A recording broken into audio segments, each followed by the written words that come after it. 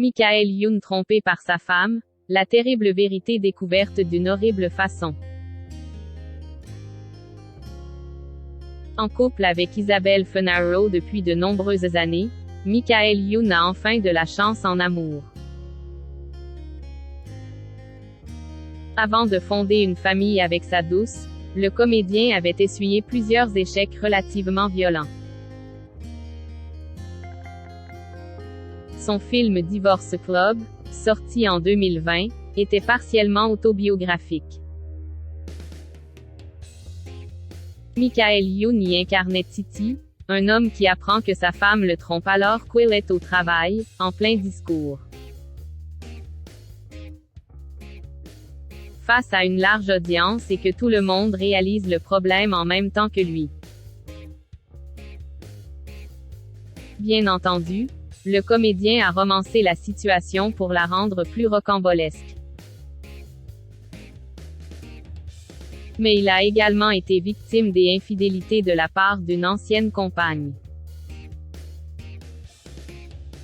dont il évite soigneusement d'évoquer le nom, et il l'avait appris de la pire des manières. C'est ce qu'il avait révélé alors qu'il assurait la promotion de son long métrage, de passage sur le plateau de l'émission C'est à vous sur France 5. Moi j'ai découvert par exemple en couverture d'un magazine People que ma femme me trompait, rappelait-il à Anne-Elisabeth Lemoine. Ouais. Donc excusez-moi mais c'est quasiment pire que durant une cérémonie avec un micro. Parce que je ne le savais pas, je l'ai découvert dans le magazine quoi.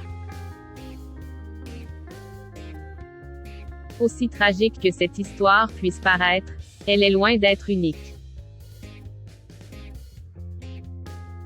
Michael Youn avait déjà, auparavant, dû faire face aux infidélités de l'une de ses compagnes. Elle embrasse sur la bouche le producteur du film. Depuis 2008, Michael Youn mène une vie heureuse dans les bras de la belle Isabelle Funaro, qui fut autrefois la chérie de Pascal Obispo. Ils ont eu 2 enfants ensemble, Seven en 2011 et Stellar en 2019. Son passé sentimental, en revanche, était bien plus houleux. Notamment cette fois où il a voulu faire une surprise à l'une de ses par exemple. C'était son anniversaire.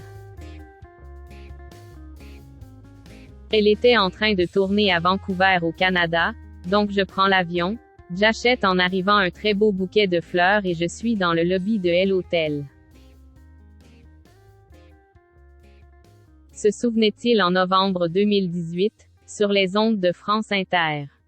Je l'attends, parce que je sais qu'elle va rentrer de tournage. Et là, elle rentre de tournage avec son équipe, elle est de dos, je la vois se diriger vers le comptoir.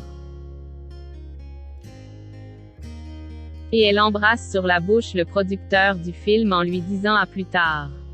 Je lui ai donné son bouquet de fleurs et je suis reparti à Paris. L'essentiel c'est qu'il ait, depuis, trouvé sa route en direction du bonheur.